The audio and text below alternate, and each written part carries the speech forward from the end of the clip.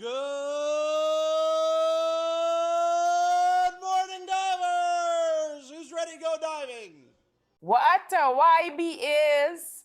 This episode is brought to you by the beautiful country and people of the Bahamas and is provided by Kendra, a retired police lieutenant, and her husband, Sean, a retired police lieutenant and firefighter.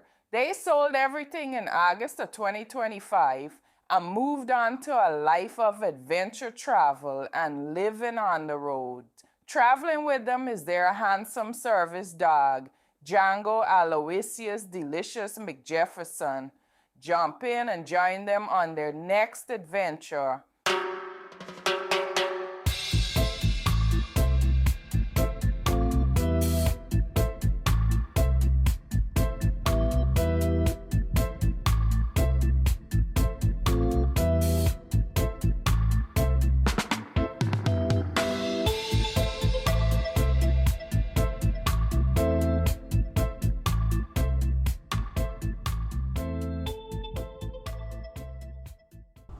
Where are we right now? Where are we right now today? We're in the middle of nowhere in the Bahamas. Right now, we are sitting in our king-size luxury cabin on a live-aboard dive boat in the Bahamas. And I am looking out of our window, and I can see just nothing but water and sky outside the window. It's been a beautiful, amazing, crazy trip. Crazy. Why crazy? Well, first of all, we have new microphones, so it should be interesting to see the quality of these new, very portable, much smaller microphones. Yes. For our travel adventures, because we're so nomadic, we need to have, we need to be able to pick up setting and this go. stuff up all the time is rough, but these are fairly simple, and hopefully our sound levels are good, but we'll find that out in a second. Yeah. So we have so much to talk about where it's going to be hard for us to do this in an hour. Yeah. So we're really going to try to do this in an hour. So Yeah. we're talk really fast. So we have been diving for about 20 years, but sure. not very often. Right. Not often. And my preference when diving has always been just stick with the guide. Like, there's always a dive master. Stick with him. They know what they're looking for. They're familiar with the geography. They know better than anyone bottom times and depth and when you have to safety stop and all that stuff. So I am always close to the dive master. And as a hobby, diving is inexpensive. Not everybody will be able to experience what we have experienced. I think a quarter of the world has been able to snorkel. This is just your estimate? Just my estimate. Off the top of your head? Just been in the water with their head down, looking at wildlife from the surface. Yeah. And then a very small percentage of people can afford to and want to learn the skill of diving and then spend the money to go do it somewhere else. So there's different types of diving to begin with. You can go shore diving, drive to your local beach, go with your buddy, never alone, and walk out into the water and scuba dive that way. There's resort diving when you go to a hotel, they drive you out, they get you a boat dock, they drive you out there. And then there's the creme de la creme, which is where you live on a boat for 7 to more days and all you do is dive. And everybody that's around you as a diver, and you're surrounded by dive instructors. Right. And there are lots of people who want to dive who try and cannot because of fear, anxiety. They can't clear their ears. I think my mom tried, couldn't clear her ears. Delaney tried and had difficulty with her ears. So it's kind of a, small percentage of the population that does it. And we tried to do a live aboard once. We did not.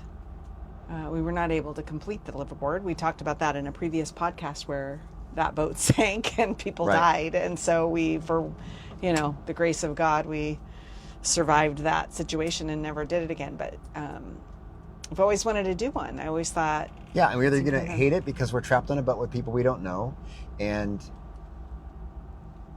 you can't leave. There's no escape. There's really no internet. I mean, yes, there is emergency internet. You can get out and reach people if you need to, but really you're kind of off the grid, and you're just at the...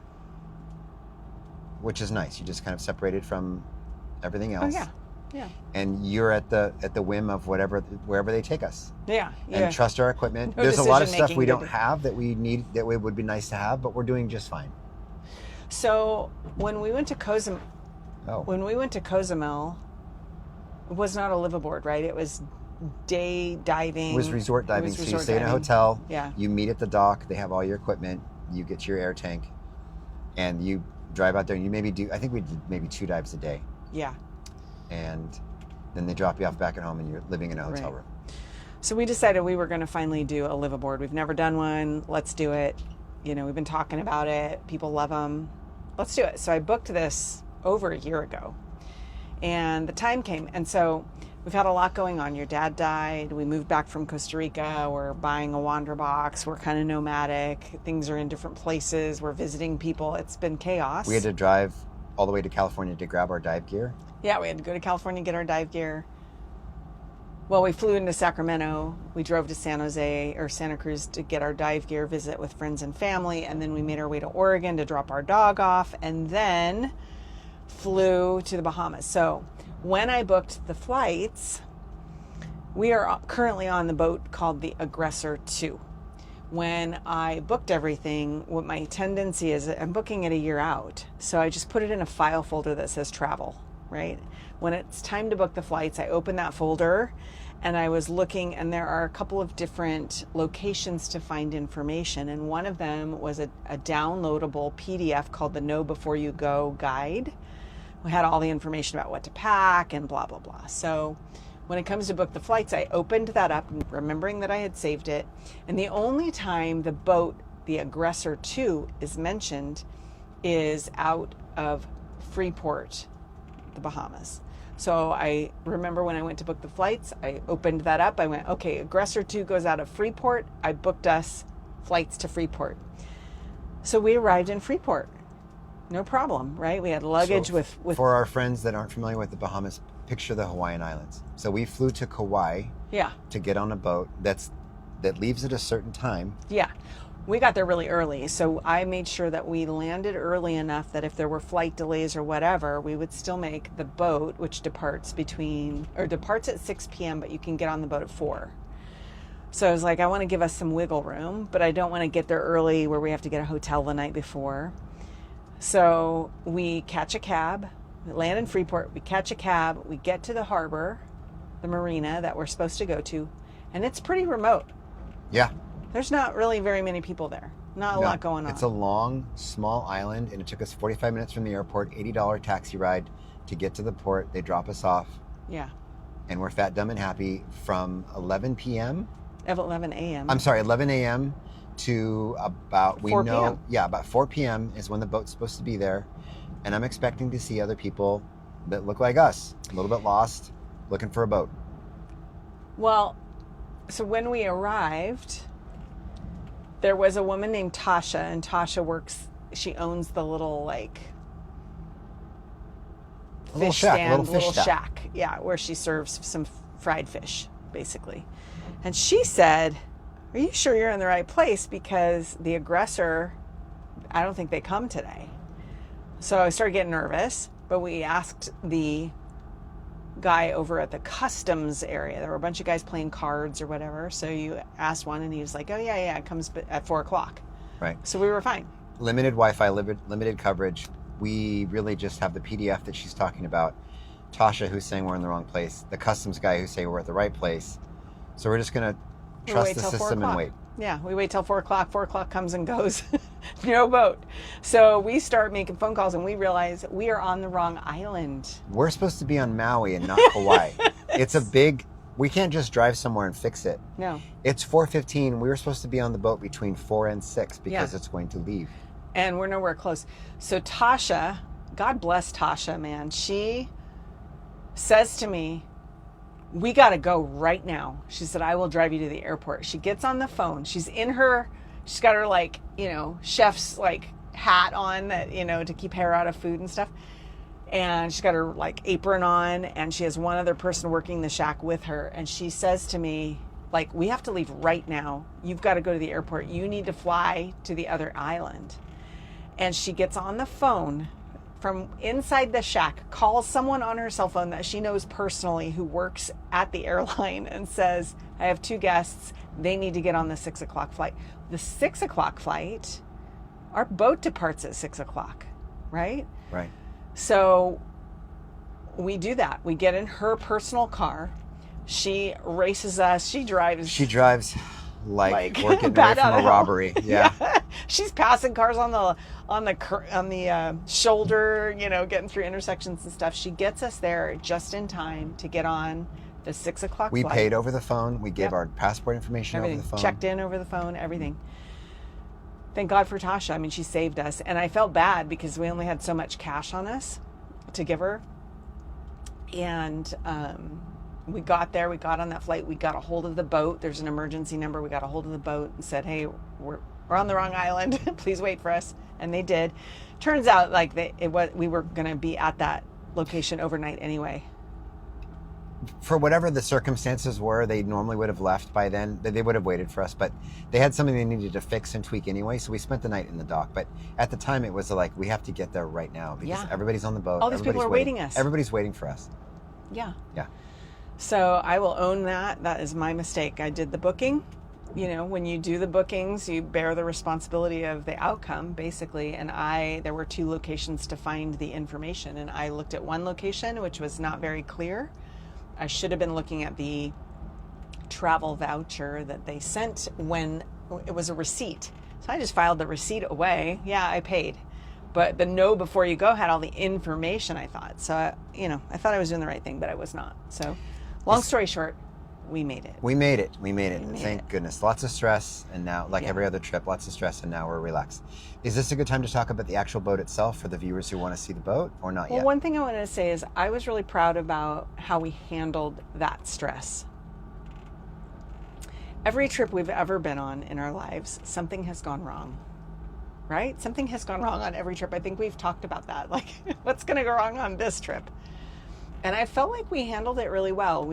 I kept saying to myself, like, this is a first world problem, right? Oh, I may miss my live aboard scuba boat, I knew we'd figure it out. I thought we might have to charter a small boat to get us there. I didn't know. We didn't know. Yeah, but it worked out, and I felt like we maintained our cool. We didn't get short with one another, and it all worked out fine. So I was really proud of that. I was annoyed with myself. I'm sure you were annoyed with me. And we didn't take it out on each other. So that was good. It worked out. Yeah. So the boat itself. You want to describe the boat? I wanted to talk to the viewers because I'm so visual. So when I was picturing this trip, I've never been on a liveaboard before, and I looked up our boat, the Aggressor 2, and to come to find out there's 50 of these boats that are called Aggressors or Aggressors 2s. It depends on where you are in the world.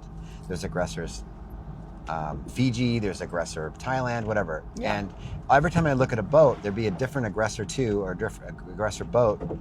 And some of them were like these fancy rooms with big staterooms and showers and bathtubs. And other times it was more like bunkhouses. Yeah. Or small boat, big boat. I didn't have any idea. And all the boats I looked at were not this one. Yeah. So for our viewers, and I'll post all the videos and the walkthroughs that I'm doing with that. I'll just probably do another voiceover of the whole thing. But it's a 4-level boat, because the below surface level, which is scary. Oh, yeah. Right at our eye level now, we're kind of Yeah, at the water level. Our bedroom is at is water where level. everyone is living Yeah. and staying. So you're the first to know if the boat's leaking because your feet are going to get wet. And then right above us is the deck area where the salon is, like a living room. Salon's fancy word for a living room area where people can read books or get on they have a computer to like download your photos. And then the main diving area, all your wetsuits are hanging, all of your scuba dive gear is there. It's the wet deck area. And then Above that is the like outdoor seating. There's just like outdoor patio there furniture. are 2 rooms on that level that have balconies. Yeah. If you pay more, you can have a bigger room with a balcony. And then ahead of that, I'm not sure because we're not actually allowed in that area. And then one above that is another salon area outside. There's a whole bunch of couches to hang out with outside. And then in that is the big eating area. It's big, the galley. The galley. There's 2 long tables, refrigerator in the middle, and then that's where we have all our meals. That's where we hang out with people. That's the crew service. And then right beyond that is the kitchen. Beyond the kitchen, which is a lot smaller than I thought. Did you walk through the kitchen? Yeah. pretty impressive that they can cook for that many people in that small kitchen. Right beyond that is the pilot's house, and that's where they have all the windows and all the GPS, and they can see everything in front of them. We're not actually allowed in the area, but you can see on the boat. And then above that, the last level is the sun deck, where it's a big sunny area. There's a hot tub up there, which Hot is tub's the absolute best. Yeah. the best after a dive. Yeah. It's not because we're fancy and we have champagne flutes. It's because you're freezing You're cold, cold. and you're fighting for like room in the hot tub to warm up again, like Yeah. Luke Skywalker and the planet Hoth and Empire Strikes Back for you nerds out there. And then It's that's where not, everyone kind what of is it hangs. called, a tauntaun? Oh, good job. It's not a tauntaun. It's nice clear water. No, Warm no. hop. Tauntaun's an animal. I know, but doesn't he get in? Oh, I'm picturing when he cuts Yeah, that animal that's open. to survive. And then when he got Yeah. back, he was unconscious, and they put him in that tank with water, and he had an Oh, air thing gotcha. on. Okay. All right. God, don't try to out nerd me. Don't worry, I will never be able to, so True. it's okay. And then upstairs there's another like bar area where there's my exclusive refrigerator Your where all exclusive my drinks refrigerator with all your drinks. are. And then that's it. Beautiful sunsets, beautiful sunrises. Mm-hmm. And Kendra and I were thinking, am I going to be able to live on this boat? It's going to be, and it's been fantastic. It's been great. What were fear versus reality? Like your fears? Cramped, people I don't like. There's nowhere to go. There's nowhere to pace. There's nothing to do. The crew's angry. Like they're just not friendly. Yeah. You're not doing something right. Right. And you're just sort of trapped. And then I thought 5 dives a day, that's crazy. 5 dives a day. Now, for those of you who don't dive, there's a lot of science that goes into it, but basically you're underwater, there's different, like, the deeper you go, the shorter your dive is. Your body is under pressure. Body's under pressure. You're being exposed to oxygen and nitrogen at levels that you're not used to. So there's like a whole formula to calculate, and you have to do decompression stops on the way up. And there's To get just rid a of the lot to think nitrogen. about. 5 dives a day is a lot of nitrogen to be exposed to that your body has to off gas. So it's tiring, and you're burning a lot of calories. The water, we're early in the season, it's about 75 degrees, which is a lot cooler than we're used to because we normally go to Belize 80 and it's something. in the 80s. So Kendra and I, so we started in Monterey, which is absolutely freezing. yeah. A lot of people wear dry suits. Yeah. It's very cold, and I don't remember, what is it, 50 degrees? Oh yeah. They wear cold. dry suits, they wear really thick wetsuits, and it's hard for your body to be that cold that long. But we were so upset about that. Like, I'm too old for that, and I make too much money to dive in freezing cold water. I'm going to be a tropical diver, and we went to Belize, Thailand. Yeah. I wear shorts. I only wear a rash guard because the straps hurt but otherwise I'd be shirtless. That's right. And Topless. tropical flippers, which is no booties. So no wetsuit, no booties. So we didn't even bring a wetsuit. We're like, we're not going to bring a wetsuit. We're going to the Bahamas. It's the Who cares? Bahamas. It's got to No, be it's warm. cold. It's cold. It's 77 degrees actually is kind of shivering after. You're shivering after For sure. 40 minutes down there. Yeah. So we have a rented wetsuit. We rented it. And And that affects everything, right? Your buoyancy. Yeah. So scuba diving is all about getting your buoyancy correct so that you can control your descent, your wanting to float over the coral. You don't want to touch anything, so you need to be able to be in control of your buoyancy the entire dive. And when you wear a wetsuit, it changes that. You have to wear more weight. You have to, for me, because this wetsuit is not mine, it doesn't fit me quite properly, so I get a lot of air buildup. The bubbles come out of my regulator, they go into my wetsuit, they make their way down into my legs, so I look like I've got lymphedema when I get out, and then my legs are floating up, and I'm constantly like adjusting to try to account for that. So that was a little bit challenging, but it's been fine. right.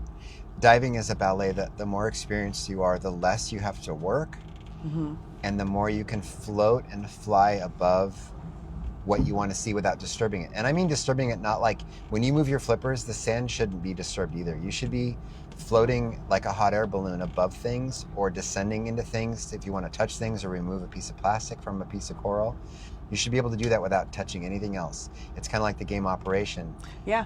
It's very ginger, and it's done a lot with your breath and a lot with where you can control your buoyancy. And Yeah. like I said, the more experienced you are, the better. And even we've been diving with people that that have been diving. I mean, how long has Ed been diving? His whole life? 40 years. 40 years. There's a guy on this trip whose name is Ed. He's been diving 40 years. You add one element to your diving experience that throws you off, and you become a brand new person. So we went on a really beautiful area that had a little bit of current.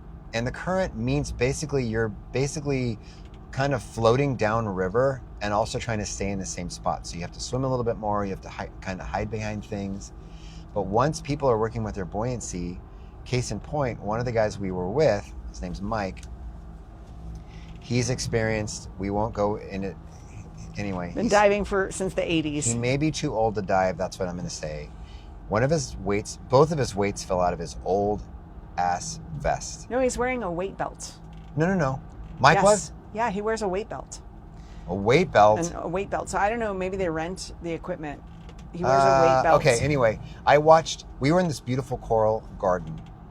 That's probably why he was fighting you when you were trying to help him, because he wears a weight belt. He doesn't have pockets. Okay, well, whatever. I'm very proud of the fact that I'm not disturbing any wildlife. I'm so passionate about not hurting coral because it takes hundreds of years for it to grow. You know, it's this life form. And generations coral of life. is an animal. Yes. Coral is an animal. So it's these microscopic, little, tiny, small animals that are growing and growing and growing. In colonies. That and it takes them decades. And the oils on our skin can ruin them, can kill them. Yes. And down, you figure you accidentally break off a piece of coral, that's been hundreds of years of growth. So your goal should be never to touch the coral in any way. Yeah. Don't hit your flipper on it. Don't touch it. Anyway, this guy, Mike, I watch as he's kind of at a 45-degree angle, and I see 2 8-pound weights fall into the coral. Oh, God. Which makes I'm like, oh my God, right off the bat, that's terrible. He goes in and gets them, breaks a whole bunch of coral off, and instead of going into an area where you should do that, and it's a sandy bar where you're not going to disturb anything, you take your weights with your dive buddy, which now knows you have a problem, because if you drop your weights while you're diving, people, you don't want to fly to the surface, because that's a good way to get the bends or get hurt or killed. So yeah, his weights fell out. That's dangerous. But hold on to your weights. Go to some place and fix it. No, he crashes down into the coral and kicks and scratches his way out of that. And I'm just seeing pieces of coral fly out, and I'm really upset. So I swim over to, Kendra doesn't know what's going on. I swim over to him. I grab him by the vest. I lift him up. I pull him to a sandy area, and I kind of push him down. And I'm trying to help him put these weight belts in, these weights back into his vest, which is where I think it goes. And he's fighting me with that. So now I'm thinking, is he going through narcosis? What's wrong with him? He's like, dude, I have a weight belt. And then his 85-year-old partner comes over to help. She lands in the coral. Yeah. And I'm so upset at this point. I'm like, you should be better than this. Everyone should be better than this. Fix this stuff. You're experienced. Yeah, because if you're on a liveaboard, it's expected. This is the first dive trip where it's not a guided dive. They are not the dive master's not there to help you. They are basically expecting you to conduct your own dive. Navigation and everything. They're there for emergencies, they're there for whatever, but they're not guiding you on your dive. And so everyone on the boat should be skilled enough to be able to handle the, navigation, the monitoring your bottom time, doing your decompression stops. All of that should be on you. You're not relying on the guide for that. So I was nervous because we haven't dived in 2 years, and I, just wasn't confident in my skills. I'm trusting you for me, and you're trusting me. Yeah. We're each other's partner. Yeah. And that you should be one stroke, a kick stroke away from each other to say, because Kendra can run out of air, she could have a problem, her weights could fall out, whatever, and that I need to fix that right away. We need to be on top of each other, but also have a nice recreational good time. Yeah. So it was frustrating to see that. It was very, very frustrating to see that. I was very upset, and it took me a while to... It kind of ruined your dive. I saw you dealing with him, and I was looking to see, is this a medical emergency? Because when I looked over, he was kind of on all fours on the sand, and you were in front of him, and I thought, do I go over and help? I'm just going to be in the way. It's just not. Don't worry, his 85-year-old partner came to save him. It's fine. They're 69, but anyway, they seem a lot older than that. But anyway, We are 28 minutes into this podcast. I want to get to the actual dives rather than complaining about the other divers. Sorry, anyway. Yes. But yeah, so, overall, everybody on the boat is more experienced than us. Maybe there's 20 of us, 20 divers, 18 or 20 divers. Mm-hmm. And there's a family of 4 from Portland, Oregon that are somewhat newer to diving. And this is their first live aboard. And then there is a really fun couple from Canada. He's an ICU doctor, she's a teacher, and they are hilarious and really fun. I got a bromance already. Yeah, for sure. He's British, but lives in Canada, and just like wicked sense of humor, really good time. They seem to be just a happy couple, nice people. So we've been enjoying them. Another couple from Indiana that has done, tons of liverboards. His pictures are phenomenal. Oh, and for sure. With his permission and his watermark, I'm going to post a lot of his pictures. Yeah. Because I'm sorry to do another break. We don't have a camera. We brought nothing. No I GoPro. brought GoPros before. Yeah. I've recorded many dives from us and realized as I looked at the GoPro before I packed it, we never go back and look at it. We never go back and talk about it. Why am I taking these pictures? And now I'm regretting it. Because it takes you, but it's hard because it does take you away from just being in the moment. And we've talked about that. Like, we are rarely just in a moment. We're always thinking about the next thing, planning the next thing. And that's one of the things when I went to the PTSD retreat, and they talk about on the first day, they do what's called resource installation. And they ask you to picture a place where you're just like peaceful and calm or whatever. I always picture scuba diving because you're under the water, you're weightless, you're breathing deeply, which I don't do enough, and it's rhythmic, and then you're listening to your breathing and the bubbles, and that's all you hear really is your air going in and your air coming out, and you're seeing these beautiful colors, these vivid oranges and purples and yellows and greens, and just these vivid, it's like being in a Dr. Seuss book. And then you're seeing the motion of the fish, and they're having a whole life, a whole world is existing underneath the water that we don't get to be a part of. Not affected by politics or weather. Nothing. It's just you're in your own world down there. I love it. And so to me, when I see people with the camera, I feel like they're focused on the camera and they're focused on getting the right shot and the lighting, and they're getting too close to the animals, and they're, I just want to look around. I want to look around and see things. And there have been many times where, like when you were spearfishing, you're focused on that lionfish that you're about to shoot. And I'm looking around and I'm seeing spotted eagle rays going by, and I'm seeing the shark going by. So I have never really wanted to have a camera under the water, but I do appreciate the beauty of the pictures that he's been able to get. Absolutely. For sure. And what a fun hobby, to like not only get the pictures, but then to come download them and edit them. Yeah, and, he has all the great equipment and all the good experience, and he's great. He works. He has a full-time job, and this is their vacation. This is what they do with him and his wife. They're really good dive partners together. Yeah. They have really nice equipment. And yeah, he's got the rig, and I'll probably show you a picture in this podcast about his rig. It's one of those ridiculous, like, National Geographic. Yeah. It looks gigantic. And they hand that thing they hand that thing to him when he's in the water, and you can see him just swimming around this thing. But it's weightless under the water. When we fast forward to the shark dive, I'll talk about that again. So go ahead. You want to talk about the shark dive now? Well, let's talk about in the past, we've been really excited in Belize because we see a lot of reef shark or nurse sharks, occasionally a reef shark. Exciting, right? I don't remember ever seeing a reef shark in Belize. Yeah, I did on the research thing, but maybe not on our scuba adventures. No reef sharks, just nurse sharks. And so the first couple dives were kind of meh. There's a blue hole dive that we did here on the start of this.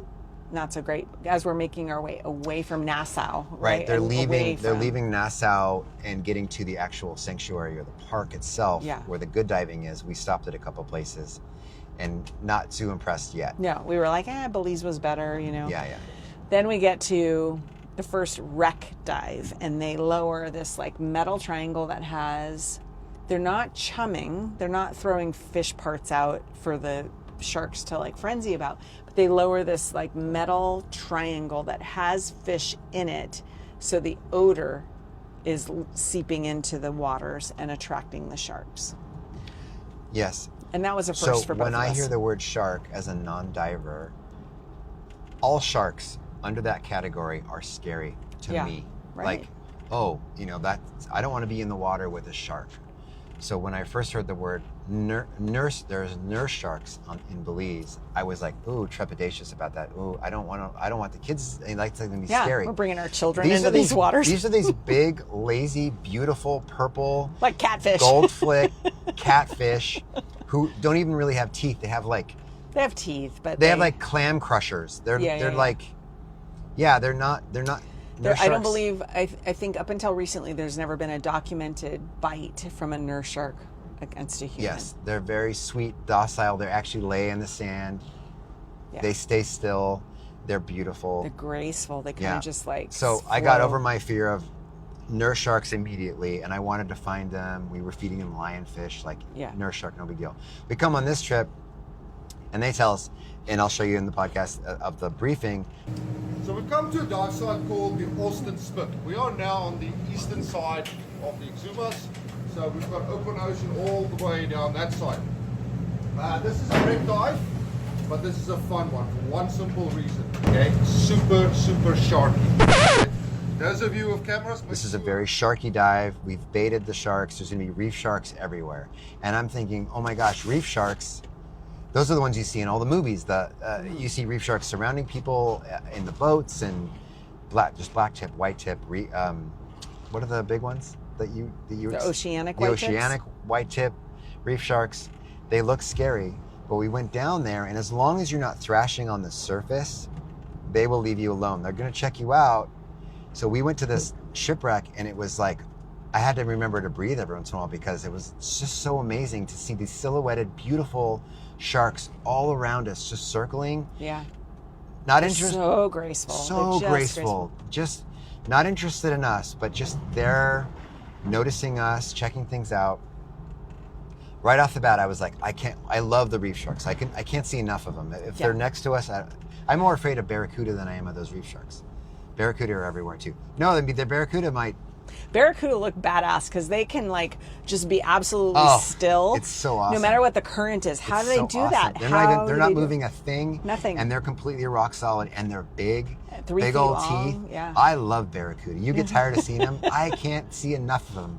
We'll show pictures of barracuda. I love them. They're great, but also kind of scary because they're looking at you with their big eyes. And there's rumors and there's stuff out there that if you wear shiny jewelry, or because they're attracted to flashy metal, they'll come and check it out with their teeth. Yeah, and they're camouflage, right? They change color. Yes. So they will be absolutely still to hope other fish don't notice them as they're hunting. Right. And they're not afraid of you. No. They'll swim right by you. And Right they make eye contact. Mm-hmm. You know, when you've made eye contact with a barracuda and now a shark, right? Like it's just a really interesting experience. And the reef sharks, some of them were 4 or 5 feet long. Yeah. Pretty big. Big ones. And they're coming really close. I mean, I think a couple of times I could have reached out and touched them. Yeah. But they're curious. They want to see what you are. They're not interested in eating you. Right. But and they're you can see the swimming by. remoras on the bottom of them. They're beautiful. Really interesting. And then one quick thing about diving for people who haven't been underwater, some of the stuff you see is, I don't even know what the zone is, but it's just out of your visual zone. It's out quite the midwaters, kind of. The midwaters, where it's not right in front of you, but out in the midwaters is where you see the kind of the big stuff, because they see you and you see them, and that's where you kind of see the big reef sharks is out there. Yeah. And then once in a while they'll come closer and you realize, okay, yeah, he's just checking us out or whatever, but they're kind of out of your vision. Okay, so we've been exposed now to reef sharks. I could check that off my list. And the big grouper, right? Like the big Nassau grouper, Yes. that are like the same size as the sharks, also love that Yes. fishy triangle. So that was kind of fun to see. That was fun. And I'll show you all those pictures here. A cool that wreck Chris dive. took. So we did that. And then, it just got better and better. Like they went further and further south. I want to talk about the drift dive. Is this a good time to talk about the drift dive? Well, let's talk about, I guess so. So there's currents in the water that affect your diving and affect getting back on the boat. And you will get dropped off at the end of the boat, and you kind of have to swim, depending on where the current is, to a certain spot. And then the current will push you back to a certain location. So navigation's one thing if there's no current, but navigation's another when the boat's swinging at 180 degrees and then you have to swim north and then all of a sudden it's pushing you east. So anyway, that's a little bit confusing and you don't want to lose the boat. You don't want to be that guy that loses the boat. Right. And you don't want to be able to get back on. So why did I bring up the current? We wanted to talk about the drift dive. Oh, the drift dive. So we went to this one spot that it was a channel, and that when the tide Jeep Reef was the name of the reef. Okay, Jeep Reef. And when the current was coming in and out of this channel to fill in for the tide, if you're there at a perfect level when the tide's not coming in or going out, there's no current. When it's going out, it's a different direction, and when it's coming in, it's a different direction. Well, as we do 4 dives a day, 2 in the same spot, we move, and then 2 in the same spot, and we'll do a night dive maybe in the same spot. So we experienced a little bit of current at Jeep Reef, and the current was picking up. So we had an hour surface interval to wait to get the nitrogen out, and then the current was so strong that they drove 3 miles I have no up, idea. up, and they said, we're going to do a drift dive. And that's kind of been a different, people who have been to Cozumel, they know, there's just like, you're basically jumping into a river that's throwing you down. There's no swimming to do, there's no navigation to do because Just the float. current. It's like the you're current, flying. The current is so strong, and Yeah. Logan can remember this because I watched him cartwheel and tumbleweed, and it was so fun to do that. And we got to go off the side of the boat, which was exciting because I love anything that has to do with like adrenaline or excitement. Yeah, If they told me to jump off the 3rd deck, I would. It's like, go, go, go. And you're like, everybody's So they're like, jumping, okay, guys, we have jumping. to time this just right. Get all your gear on, get your flippers on. And then when I open the gate, we're just going to jump in because if Kendra goes in and I wait 11 seconds before I go in or whatever, then she's going to be way on. So sure enough, dude, they open the gate and we start jumping out, and it's like 6 feet. So you were in the air about 6 feet between me and the water before you splashed down. Yeah. And I was like, well, this is a much bigger jump than I thought. This is exciting.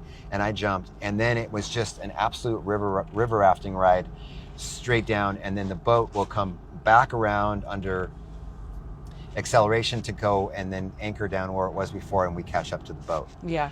We need it to all stick together because there's not much we can do without it. And then we just fly. You're basically flying over this coral and just having just a bunch of fun. And you can't, but the downside for me, it's really fun, absolutely fun.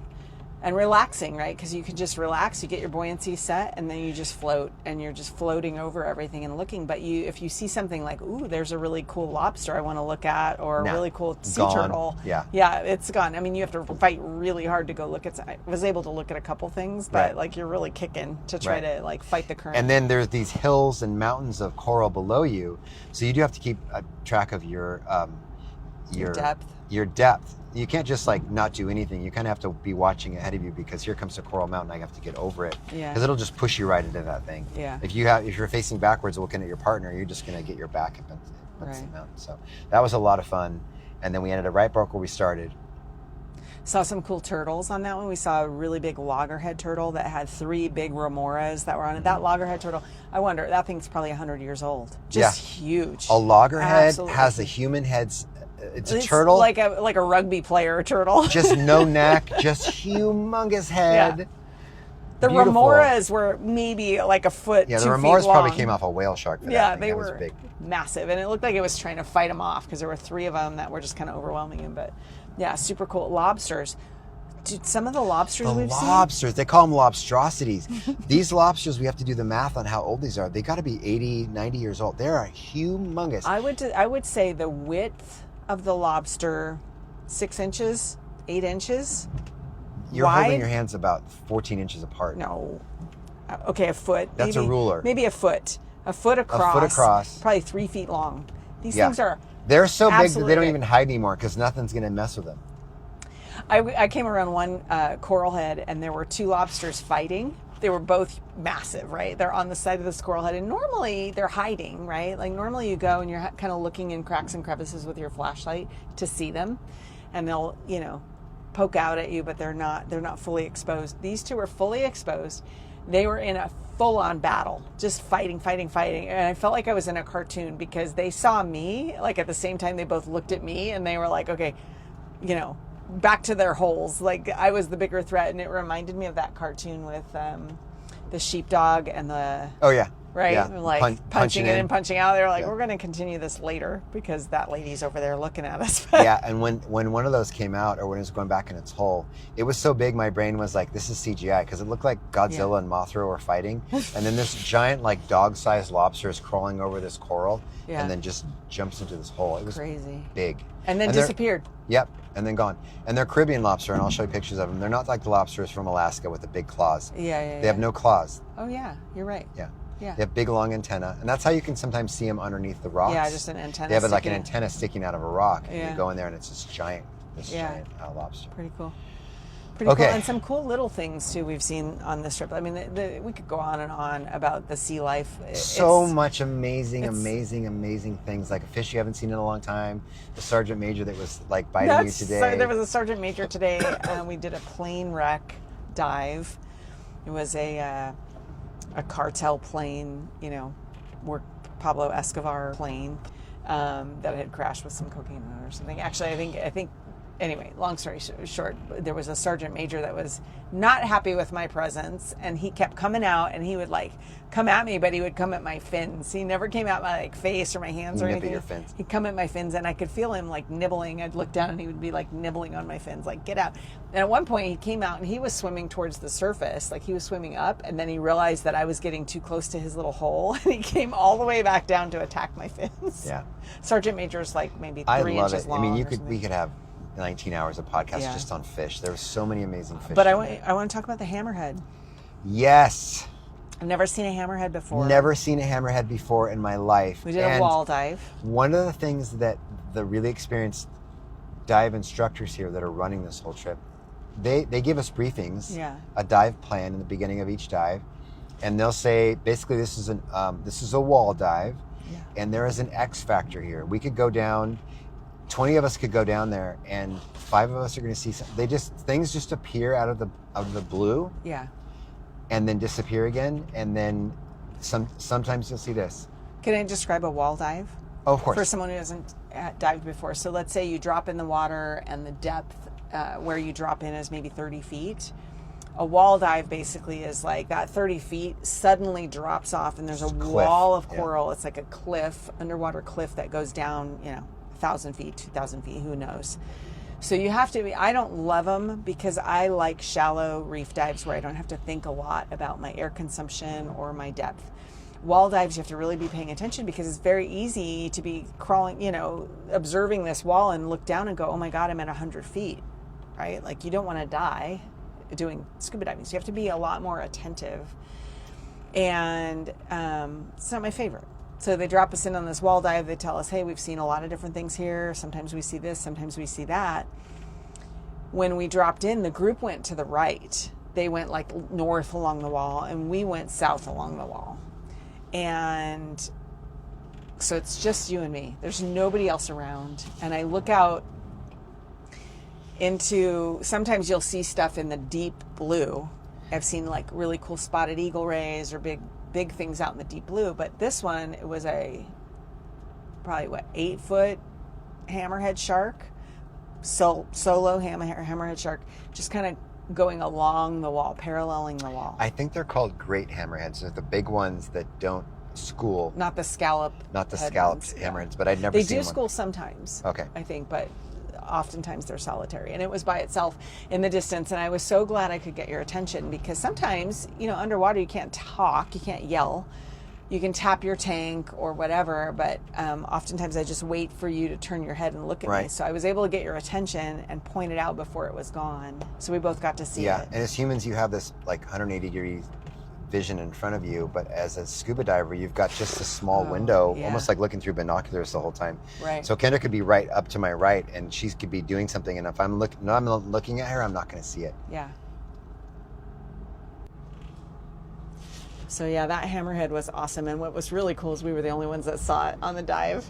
It was unbelievable. It was. I got goosebumps in my wetsuit. Yeah. And I mean, I don't know how to describe it. It's just magical. It's like being just on magical. safari and This seeing. magical thing of you're in the middle of the ocean, and this big hammerhead just swims past you, and no one else got to see it. And then we got to write it on the board of like, yeah, we got to see a hammerhead. Yeah, we write the critters that we see, like, Yeah. you know, if it's a special fish So or whatever. cool. Yeah, very cool. And then you got very lucky in one day, right? You saw the hammer. Was it today? That The was hammerhead? today. Hammerhead this morning.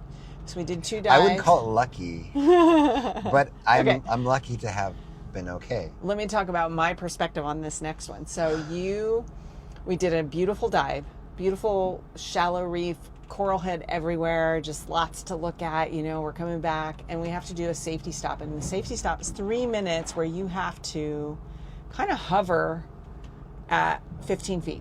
Basically, you got to stay at 15 feet for 3 minutes. And you can imagine that's difficult to do. You got to get your buoyancy exactly right.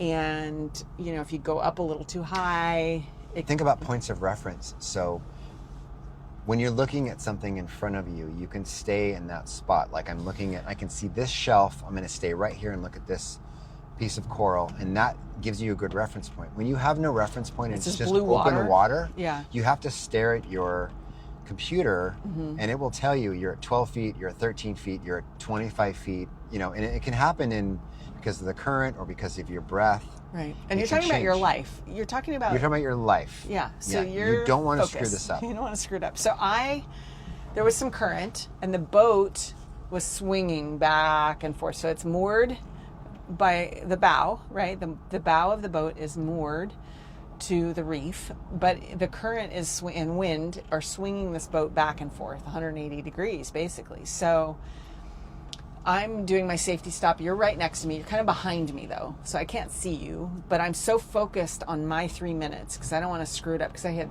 kind of screwed it up from the one before where there's like an extra safety stop I didn't do. Anyway, so I'm really focused on making sure I am at the right depth. And once I finish, the boat has swung way away from me. It's within, well, it's quote unquote within reach, but just out of reach. Yeah, so I got to swim. So, and they've told us over and over again, because we're not used to this, don't chase the boat. Just pick a spot, don't chase it. Yeah. Well, you see the ladder, it's right there. I'm just going to do a couple kicks and I'll be right there. Yeah. Well, I realized it was going away from me. So go ahead. I did not realize that. So I start swimming for the ladder and I'm like, oh shit, I'm getting pushed back by the current. I'm not connecting the dots that I should just stop and wait for the boat to come back. So I start swimming and I'm fighting the current to get to this boat and I'm working really hard. And I'm assuming you're right behind me because we're on the same 3 minute safety stop and you were right there a second ago. So I get to the boat, I get out and I turn around and I do not see you. And I'm thinking, oh, I'm a terrible buddy, right? Like I've gotten out and like, where's Sean? So I'm kind of standing there waiting. And I'm like, where's Sean? And eventually I see you come out. Like I'm waiting for quite a bit. It feels like a long time. And finally the boat kind of swings back and you are now on the ladder. But your perspective is it's not swinging at all. It probably Right. just looks like bumpy ocean. Just current, yeah.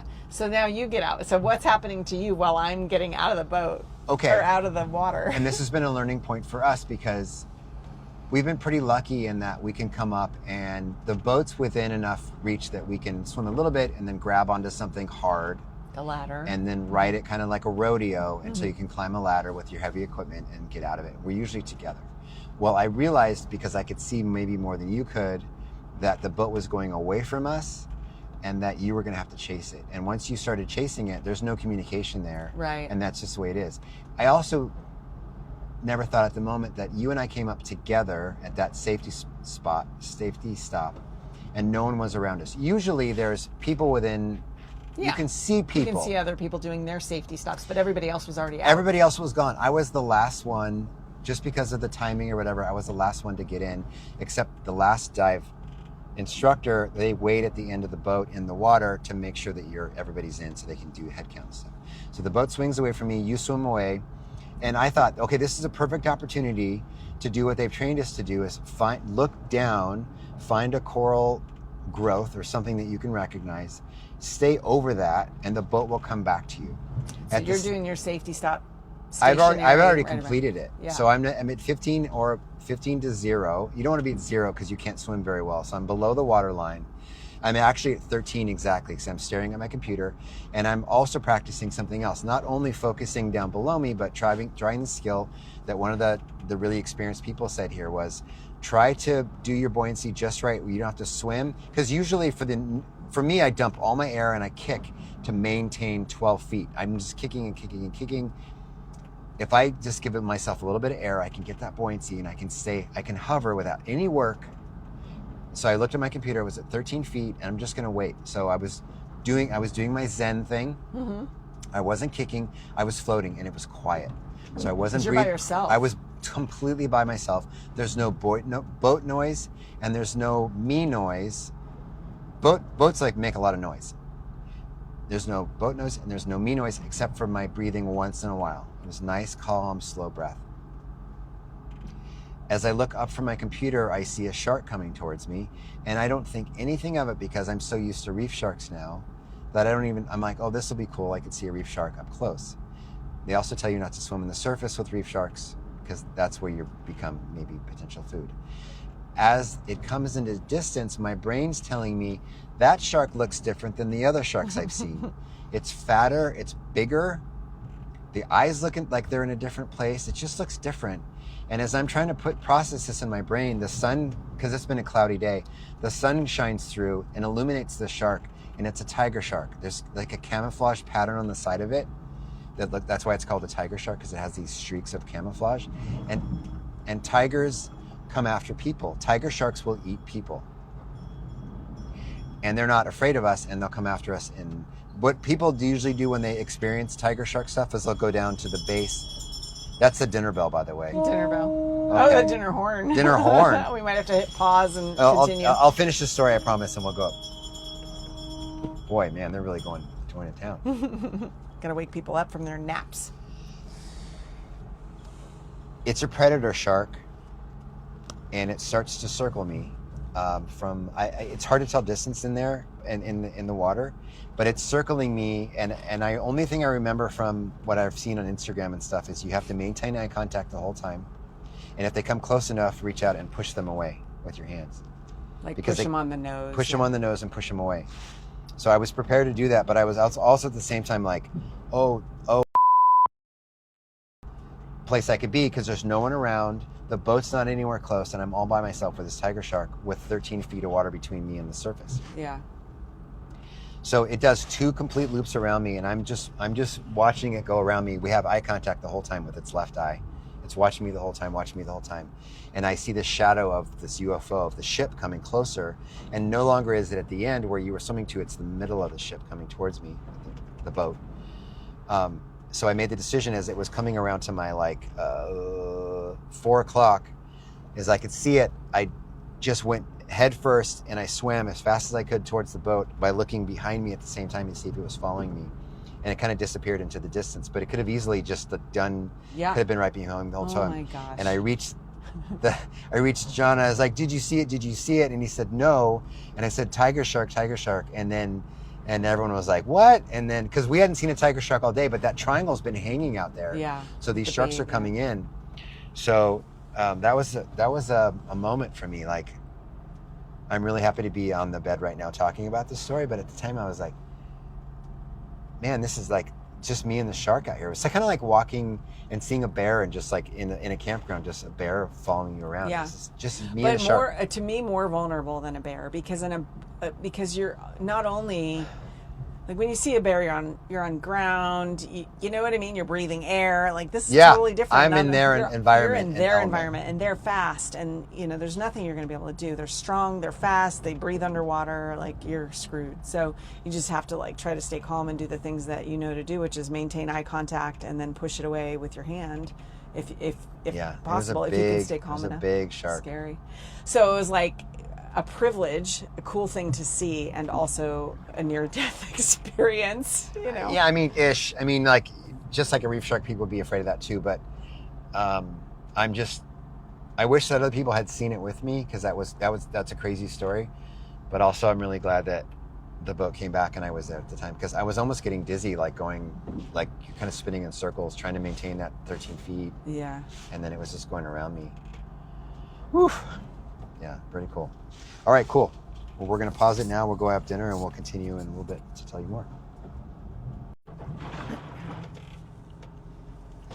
So we're back from dinner. Yes. You were talking about your encounter with the tiger shark today. Yes.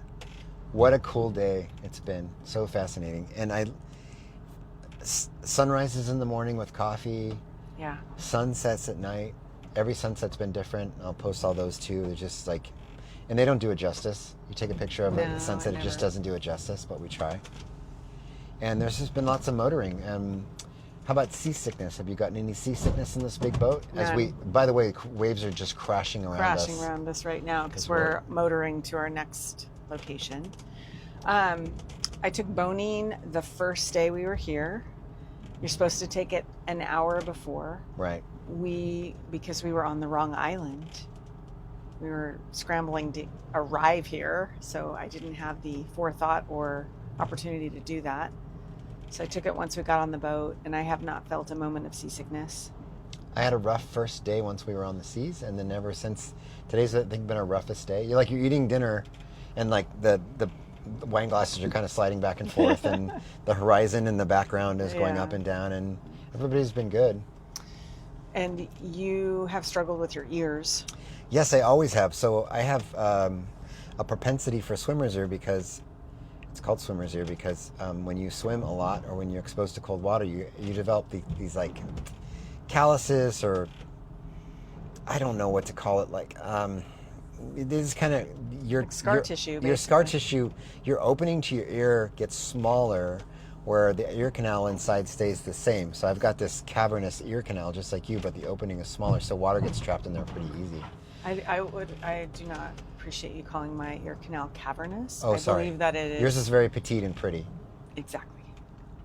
And because of that, every time we go diving, I think I'm good, and all of a sudden I'm not, and then it's a very big downhill battle, and I'll usually power through it and struggle through it, and that was a big mistake in Belize, because I got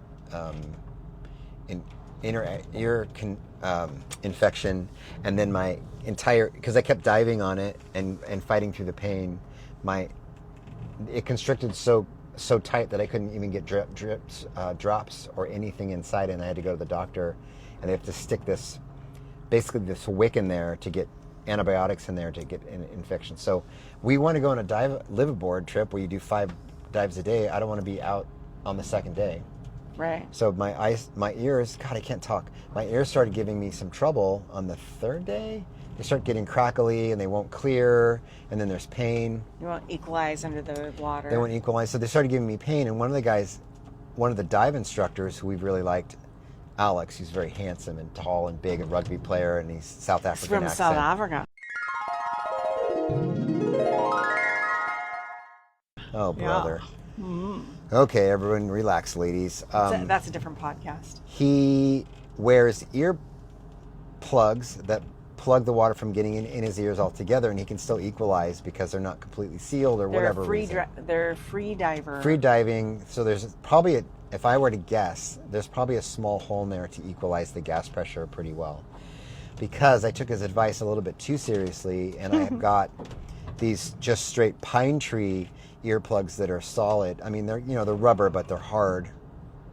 And I stuck them in my ear, and I went diving. Now, under pressure, if you really do the math, and you try to stick something in your nose or in your ear, the pressure is going to push it in deeper and deeper and deeper and deeper. So once we got to a certain pressure at 90 feet, that thing was in as far as it would go, i.e. resting against my eardrum. It was very painful. And I couldn't, when I was underwater, I couldn't reach the stem of it to get it pulled out even more. So it was this pain. It was really, really, really painful. So then we get to the top, and I couldn't equalize coming up. So I'm just having a rough dive. That was a rough dive, and I get to the top, and I take all my gear off, and I struggle over through the pain, and I find pliers on the table, and I try to take the earplug off of it because it's so suctioned in like a plunger. It won't come out. And you can imagine your eardrum is just getting... Yeah, my eardrum's touching the earplug, the rubber earplug, and it's also getting really pulled like the plunger when I'm trying to pull it out. So that was hard. And then finally, Kendra gave me some scientific advice of try twisting it, and I kind of unscrewed it from my ear, and that was a lot of pain. So I was in like a lot of pain at that point, and then I put alcohol in my ear Right. to drain it out, and that Because was the other issue is the moisture in there, right? Because you have such a small opening, the moisture gets trapped, and it becomes just like a colony of bacteria. And you end up with an infection. And I'm just seeing money signs because we paid all this money for this dive trip, and now I'm watching Kendra dive, and I can read a book. on this Right. Very, very expensive boat ride. Yeah. While I read a book. Yeah. So that night was the most pain I've been in a long time. That was really hard to get the alcohol in my ear after I stress fractured my eardrum or whatever the heck I did. I thought I ruptured it, but all the reading we did on it said the pain would go away and then I wouldn't be able to hear. So the pain definitely didn't go away. And there was no like blood or discharge. Right. So. The pain definitely didn't go away. But one of our fellow divers who've been on diving trips many times had this homeopathic eardrop that has belladonna and all this other stuff in it that's supposed to make it better. And it was a miracle cure because I thought for sure my dive trip was over if I could power through a couple more dives. And it's been a miracle. Basically, I slept with it in my ear, put some antibiotics in my ear, put an earplug lightly in my ear, went to sleep. Anyway, fast forward to right now, it's been fantastic. It's been great. So I was going downhill and it went back up to normal. And you don't feel like you need those drops tonight? They'd be nice, but I've got other stuff to use instead. And the owner needed them back today, so yeah. She took them back, and You should that's probably fine. have put some in there before you give them back to her, maybe. Yeah, whatever. I'm just happy that now we only have 2 more dives to do. 2 more dives tomorrow, yeah. 2 more more dives dives. to We just do. had our last dinner on the boat. Filet Last dinner on the mignon, boat. tiramisu, Was filet mignon and wine, tiramisu. It was good. Yeah. And then tomorrow we do 2 dives in the morning, and then the afternoon we get to explore around Nassau a little bit while they gas up the boat and prepare for their next trip. Yeah. And we get ready for our flights and pack up and go. It's gone so fast. So It has gone by fast, but aren't you kind of like, I'm glad that we only have 2 more dives to do? Could you do like 15 more dives? Would you be like, No. Yeah. I'm ready. I mean, today, the last dive today was kind of meh. It was that crashed plane, and it was Yeah, I mean, there's a lot of cool sites around here, and one of the ones that's interesting to me, and we saw it, it's cool. I mean, everyone sees shipwrecks, but not everyone gets to see a plane crash, a plane wreck. But the life on that is just so much less diverse than it is in the coral reef, right? There's like certain colonies or schools of fish that hide underneath the plane wreck, and there's some cool anemones. That was the first anemones I've seen. Yeah. It's just interesting how they can turn, a Jeep or a plane crash or a sunken ship into a coral home. reef. A coral reef, Yeah. yeah. That was kind of interesting to see, but, it was murky. We saw one big nurse shark, and I was like, okay, I'm all done with this. I'm ready to be done. 2 more dives tomorrow, and then we head back to pick up Django McJefferson and continue our adventures. Yeah, so we are going to fly standby from Nassau on Saturday at 10 in the morning, you said? I think something. Okay, so 10 in the morning, and then eventually end up back in Portland, grab our car, grab our dog, and go south again. See family and friends, and then eventually drop off our dive gear, probably, in the storage, and then drive east. But what a cool vacation break this has been. I mean, our whole life is vacation now, but what a cool experience. Yeah. Could you work on a boat like this? Probably. Yeah, I mean, I think there's a lot of things I could do, but it's definitely a lifestyle. You have to get used to small spaces. You have to get used to being wet. You have to get used to being, constantly changing environment as far as the ocean and rain and sun and all of that. Constantly changing people. A week worth of, you might have great guests and you might have terrible guests, and You always got to be in a good mood. always have to be on. Yeah. So, but the crew's been great. It's an all-male crew. Everybody's older. I think there's one youngster they call the kid. He's 21 from South Africa, and he's been great. Most of the crew seems to be 40s, 50s. Yeah. And they're kind of all jack of all trades. Some of them can work on the engine. Some of them can. Yeah. They do a lot of nautical stuff. And I think the common theme is they all love diving, except for maybe Right. the cook, right? The cook's, I don't think, is a diver, but he's, because we haven't seen him in the water at all because he's preparing the food. Right. But he's so cheerful. Right? God, Like, yeah, we get our out of cook is every dive we get out, and he's standing there with like a platter full of, hot brownies or giant smile on his face. yeah, he's like super cheerful, hot, dumplings or muffins or banana bread or whatever it is right after a dive. You're still just drying off and taking off your goggles, and he's standing there with this like plate of goodness. So super fun. Now comparatively, do you enjoy the live aboard life or what we did in Belize with the island?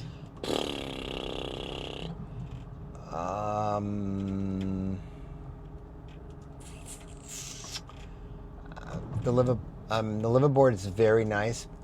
If you could have a family and friends join you on the boat and Yeah. make it your own kind of trip, it'd be even better. But because we had our kids, I think, off the wall, and because we know we've been there 3 times, we know the routine, we know what to expect, we know the dive sites are all pristine and amazing and beautiful. I would go with what I know, I think, because even if you went on this trip again, the weather might turn. That's the true on crew the might island. that crew might be different. I don't know. I'd rather go with a known. Yeah. So off the wall has been amazing and fantastic. And non-divers can But enjoy you're not it. going to see a tiger shark in Belize. Maybe Oh, you would. might. I You mean, might, it's not but- like they don't go there. Or a We just haven't. Like when we've been diving, we've seen like the spotted eagle rays, which we haven't seen here. We've seen giant moray eels there. We didn't see any green morays here. We only saw the spotted morays.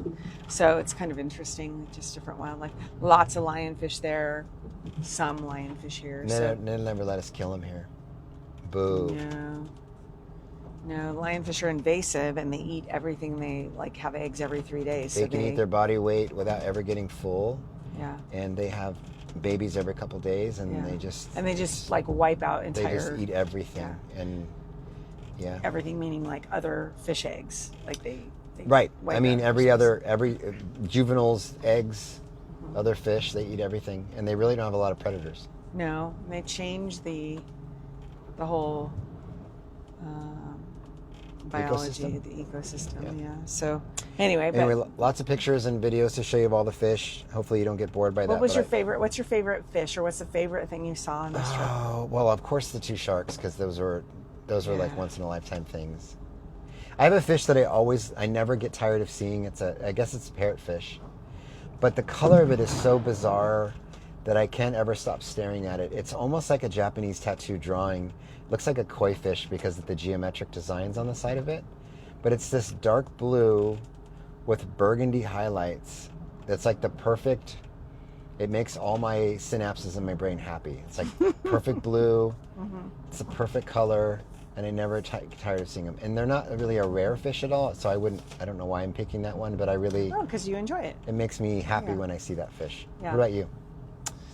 I love the yellowtail damselfish. Oh yes, those are so I did not cute. see any juvenile ones. No, this maybe time. it's not the season. It might not be the season. The juvenile ones are so freaking They have a cute. magical white fluorescent. Not I white. mean- They are okay. They're like Blue? they're a dark blue, like a navy blue. The body of the fish is a navy blue, and they are about 3 or 4 inches long, kind of little like Yellowtail. chunky like fish. A bright yellow tail, a navy blue body, and then they are spotted on top with these perfectly symmetrical neon light blue, like aqua blue. It almost looks white, and when you shine your flashlight on it or whatever, it's almost like ultraviolet. They're Yeah. very bright. Bright blue little spots. All And you over the say top. navy blue, they're almost black. Yeah. They're Yeah, so beautiful. Very beautiful. I think they're so beautiful. I love those, and I love the queen angelfish, the royal Yeah, blue. like the French, I like the French ones. The French ones are gray with yellow, the blue and yellow ones.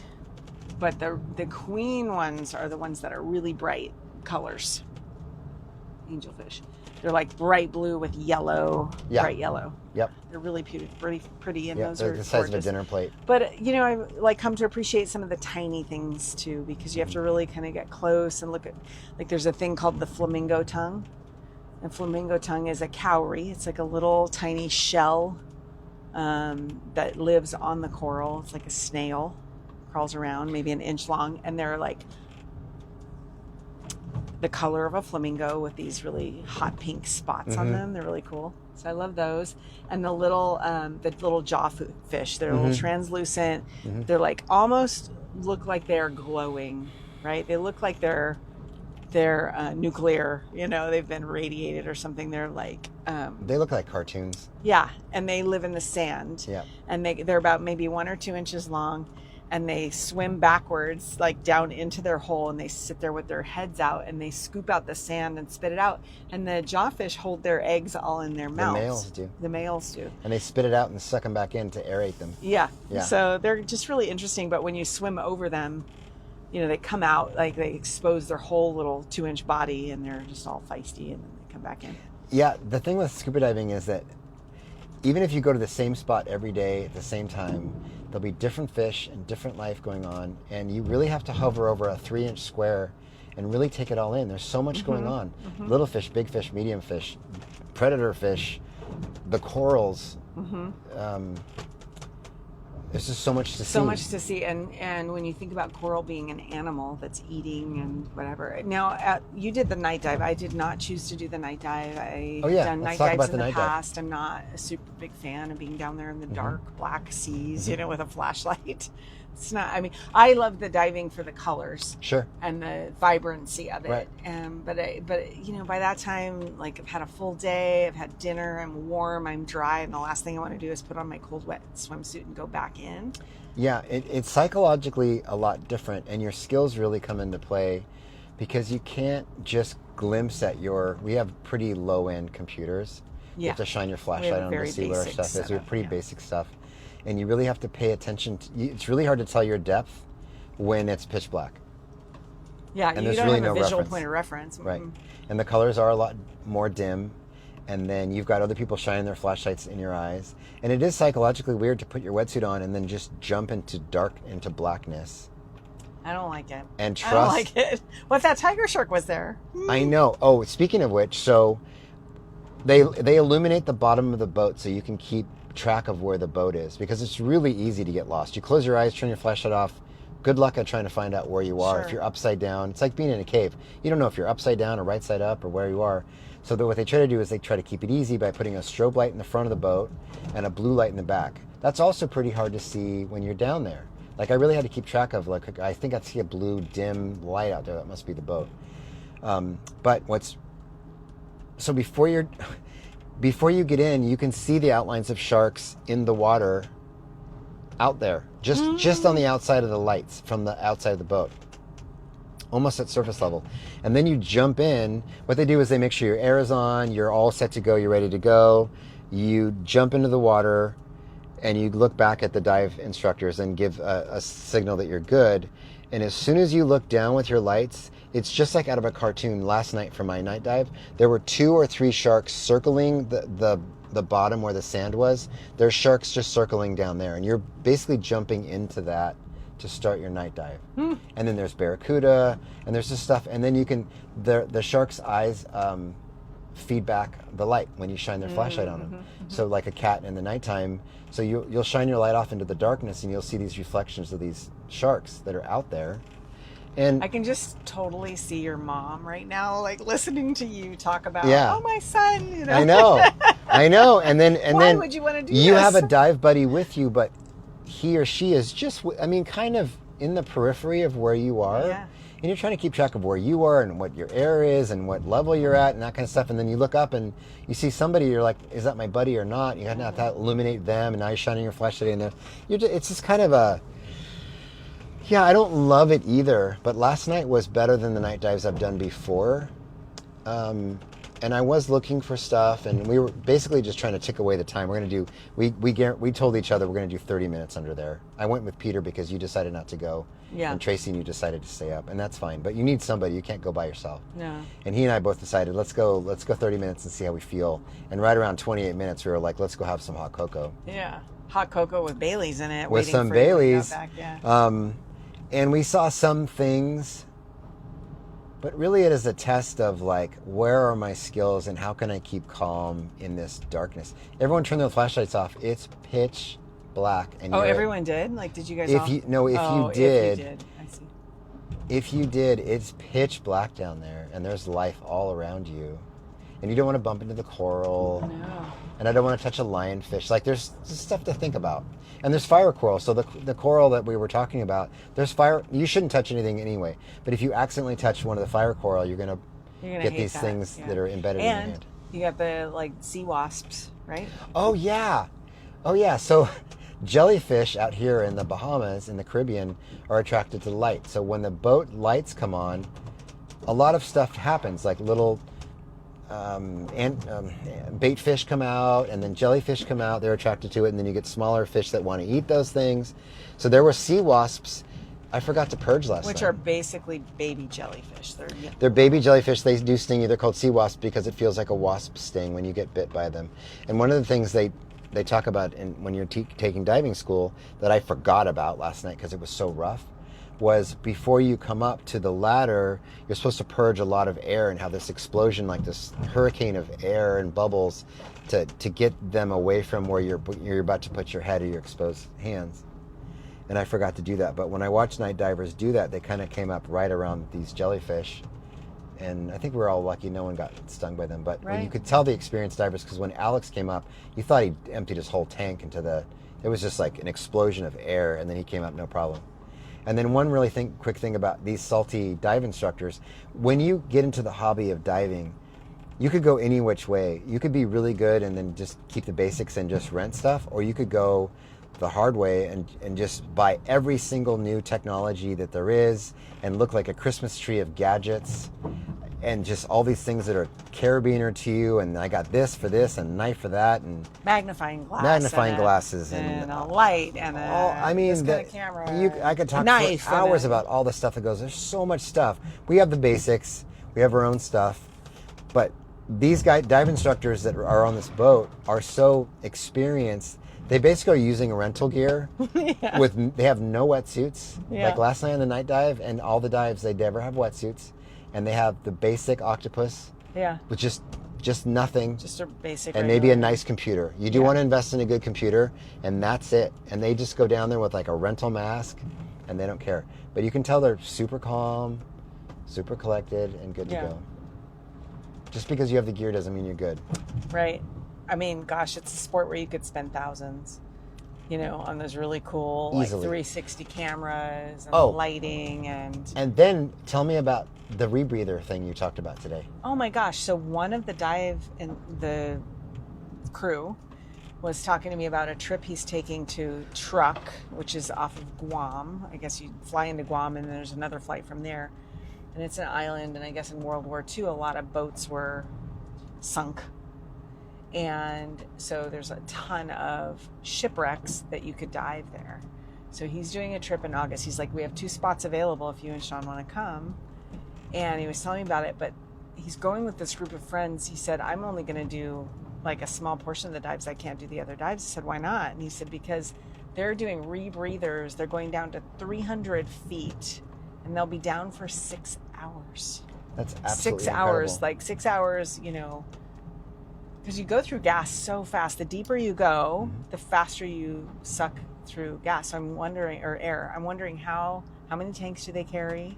Well, rebreathers don't have any tanks. That's the right. whole point. That's the whole point. So the people that do the wreck dives that are really deep, they have service intervals that they have to do, or they have those intervals that are so long. You have to do a 40-minute interval at 150 feet and stay there the whole time while you So you're just kind of parallel. So people run out of air. Because you could have 4 tanks and you're going to run out of air. So rebreathers, when you get so deep and you're under so much compression, that you might have 20 minutes at the site, but then you have another hour and a half or 2 hours of decompression all the way up. I don't think That's why they have to do it. Yeah. I don't think I'd want to do that. And it's dark down there. It's pitch black down there. You have to have powerful light. Yeah. So that's a whole nother level. I was grateful to have a flashlight. Like usually when in the beginning of our diving life, we really didn't, we didn't have rental gear. We didn't have our own stuff, and we didn't take a flashlight unless it was a night dive. But it was nice to have a flashlight because you could, look in nooks and crannies, and oh my gosh, like some of those crabs and lobsters that are just monstrosities that are tucked up. Lobstrosities. Lobstrosities, and you can really kind of see things. But I can't imagine being in the water for 6 hours. It sounds exhausting. No, probably dry suit because it's so cold down there. Right. Even at tropical weathers, tropical waters where it's 85 degrees Sure, yeah. at recreational dive temperatures. When you get down to those wreck dives that are so deep, it's very cold and you can't hang out with it. So people have interesting hobbies. But I mean, okay, so after this trip, what equipment do you think that you want to get? a much better computer that's synced with my first stage all the time, so I know how much air I have and what depth I'm at, and I know they're so nice that you can sync up with your buddy as well, so I know what your air is, I know what depth you're at if I want to. It's a big screen on your wrist. It's a big iPhone basically on your wrist, and then it downloads and logs everything you've ever done, for how long you were down there, how long your surface tunnel. It does all that work for you. We have the absolute basic Casio digital watch that isn't even lit up, and it does the basics. Fine. It keeps us alive for what we do. But it would be nice to have a nice computer. Other than that, I want better fins. You want better fins? Yeah, I'm fine with my fins, and then a better flashlight or a laser pointer. Yeah, I would love to have a metal rod, so because it's so hard to communicate. Yeah, it is really interesting because you lose 98% of your ability to communicate when you go under the water. Unless you knew sign language, it would be nice to know ASL, right? Where you could sign things out. But you wear a little whiteboard on your wrist where we can write down things if we want to, which is hard to do underwater, by the way. Mm-hmm. So you can write down things, a question or a comment, or make note of something that you want to remember. But the laser pointer would be helpful because when you're pointing to something underwater, the person, again, is looking through a mask, so they have no peripheral. So I might be pointing at this beautiful fish and you're looking 3 degrees too high and you're not going to see it, and it's really frustrating. It's it's right there. And the and fish it's are moving. And sometimes the fish are camouflaged. You point at lizard fish to me, I'm staring right at it. And until it moves or until I realize what I'm looking at. Yeah. It's right there. So a green laser pointer on the end of the flashlight would be super nice. So I'd love to get that, and something to tap, a noisemaker type of thing. It's easy, inexpensive stuff. Yeah. But I was just telling this to you today that I want more of our people to know about what this is like. It's a totally different world. So my brother, I don't know if Rachel's seen anything like this. I don't know if Matt DiLorenzo's seen anything like this. I got to mention him every episode. Every episode. But I mean, it's not for everybody. Some people are not going to be absolutely comfortable in the water. But I mean, I really want to put their head in the water and go come look at this with me. It's so cool. It's so cool. And then the only thing I can do with my mom is show her videos or something. But yeah, it is. It is one of those things you want to share the magic of it with other people. I'm so glad that Logan and Emma got certified, but I also think, gosh, that was 2 years ago. We got to get them back in the water again. Yeah. So they can remember how to do it and keep it up as a lifelong thing, because it is pretty cool. It is pretty cool. There's a whole, how much of the earth is underwater, and there's a whole ecosystem under there that is neat to explore. Yeah. So you just have to find the time and find the money and make the effort to do it. Yeah. So where's our next dive trip? Maybe Indonesia? Cocos Island off of Costa Rica. Yeah, we have some research to do. Yeah. I mean, my watch goes to 4,000 feet, so we have to go somewhere I can go 4,000 feet down. I don't think so. Oh, okay. Well, if you think about it, everywhere we go, you could go thousands of feet down. Yeah, it's true. Just don't. All right. All right. I want to dedicate this episode to John McGill. Yeah.